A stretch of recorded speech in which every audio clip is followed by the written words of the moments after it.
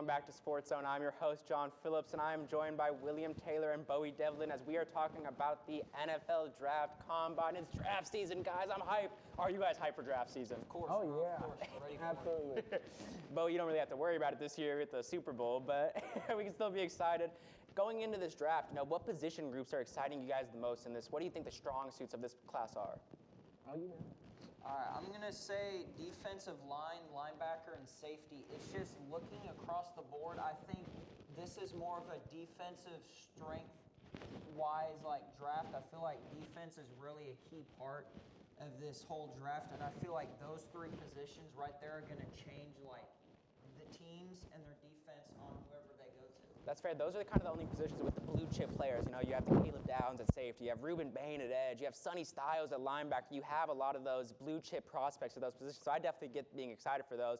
William, are there any position groups you're excited for? Honestly, the linebacker position, the running back position really excites me. I mean, like you said, you have the Sonny Styles, you got the Ruben Bains, you got the players you need. You got the running backs, deep names. You got Jeremiah Love going to this drive, seeing which team takes him in the top 10. I think we got some heavy names. I think it really showcase himself in this draft. I think Jeremiah Love is someone I really want to talk about because it was announced that Jeremiah Love and Arvell Reese are competing in all on-the-field drills. They're doing the 40-yard dash. They're doing all that stuff. I mean, how do you guys feel? Because a lot of prospects, they kind of avoid that stuff. They avoid all that. The drills on the combine, but they're doing it. They are top prospects, and they're still doing it. William, how do you feel about them competing in those? How do you feel about them competing in those drills? I feel like it's a good show of effort, and shows that they're willing to put in the work, that they're willing to be able to do what is necessary to win, and that they're born competitors. They're born winners. I completely agree. Bowey, do you think that Jeremiah Love and Arvell Reese competing in the the 40-yard dash and all those drills, even when they don't really need to, do you think that's going to boost their draft stock in some GM's minds? Yeah, it will, because it's showing that they're two fierce competitors, and I feel like that competition is going to strengthen them for the long run, and they're both just amazing players, so it's something that the fans and the NFL needs to see. Completely agree, and I want to talk more about amazing players in this combine. I want to know who you guys think are going to stand out at this combine. Who are the people you're looking out for? William, what players are you looking out for? I'm looking out for C.J. Allen. He's an absolutely amazing linebacker out of Georgia. I mean, he's proven that he can lead with the green dot. I think his size has underwhelmed some scouts, but I think he can definitely improve his stock in interviews and the combine. That's fair. Yeah, I think that with linebackers who are kind of more, mental, the combine is really where they get with these teams and they interview and they really impress. But I see Dejon Stribling also someone that stands out for you. Why does he stand out? I mean, he got a late stride in the late season for Ole Miss, especially during the playoffs. He's been playing.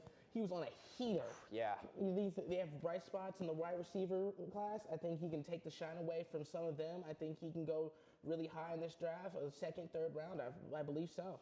I mean, I could see that too. I think he's going to return some really good value based off those late season performances. You always want to see the players stand up in the playoffs. You want to see them step up when it really matters, So I really hope that he does really well at the combine. That's what we hope to see.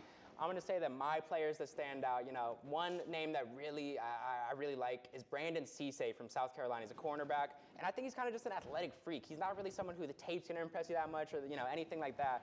But I think that Brandon Cisse is going to have a really, really dominant combine athletically. And I think that this quarterback class, we can all agree the quarterback class is one of the weakest ones, But I have to say that Cole Payton is someone from North Dakota State. He's a small school quarterback.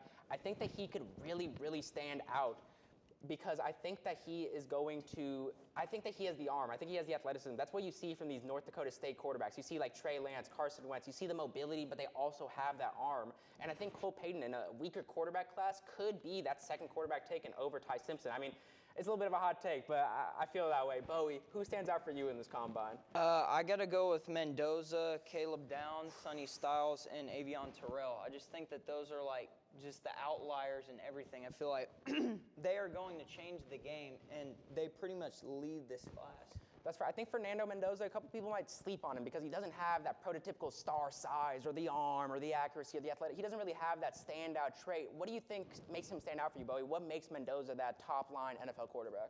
I mean, just the way he put Indiana on his back, I feel like we haven't really seen that out of a QB in a long time, and I feel like he could really do that for the Raiders because they've needed a help on QB for the longest time, and I feel like he will genuinely change that franchise, and I could see him taking them to like 8 or 9 wins. I'm going to say something even crazier. I think year one, the Raiders, with Kubiak and Mendoza and Ginty, I think they could win a playoff game. I think they can make the playoffs. I think that if you get Ginty, who is one of the best young running backs in the league, you have Kubiak, one of the best play callers in the league, you combine him with a young quarterback who is elite like Mendoza, I think that's a formula that you saw with the Bears. You saw them with some other young teams that kind of overperformed expectations.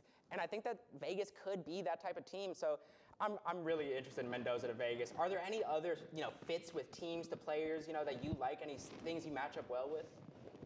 I think being in a good scenario, I think Caleb Downs with the Cowboys would be absolutely amazing. Everyone if he falls to 12, which is exactly what we need to happen, or the Cowboys have to trade up, because right now it's looking like he's going either 5 to the Giants or 7 to the Commanders, which is bad for us in our division. We need a secondary. We have released Trayvon Diggs. Deron Bland has been not played well this last season. We need safeties and we need cornerbacks desperately. Yeah, I completely agree. I think every Cowboys fan in the audience and listening right back at home is praying that Caleb Downs falls to them at 12. But I think that there's another prospect matchup that I like a lot with the Cowboys, and that's Sonny Styles. He's been mocked a lot to the Cowboys, but I do think that Sonny Styles is a really good fit for this linebacking core that, like Jack Sanborn right now, it is not a very good linebacking core.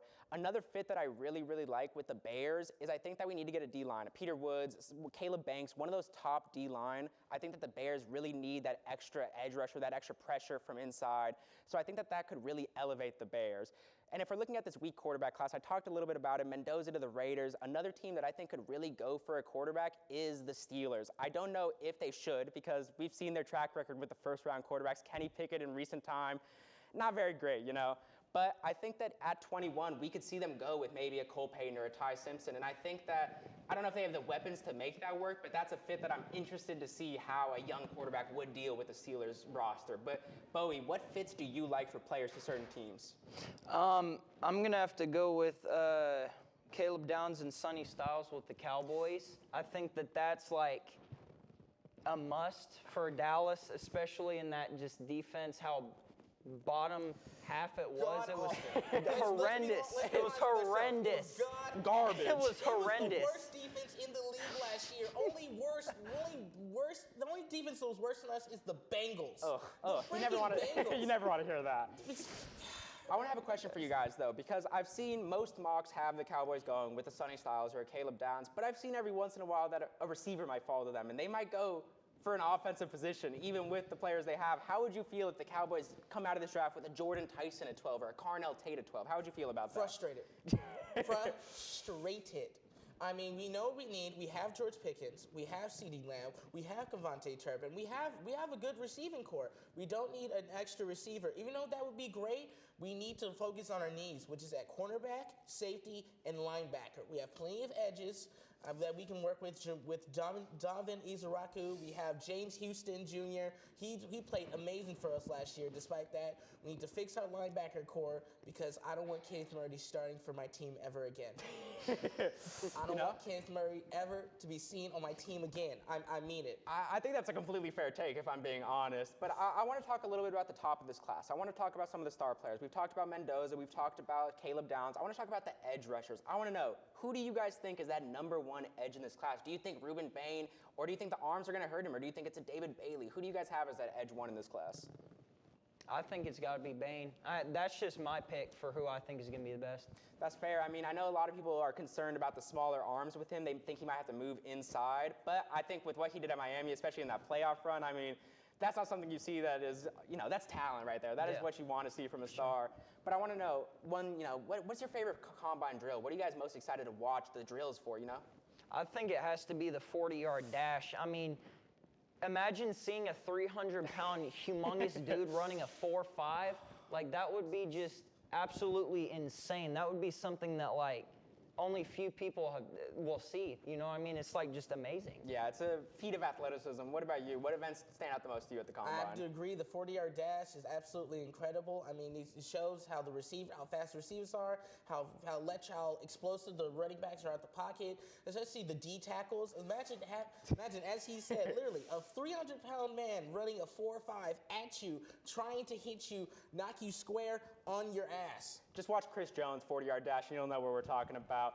But I'm really excited for the 40-yard dash, too. That's all the time we have for this vlog. We'll be talking about MLB spring training after these commercial breaks.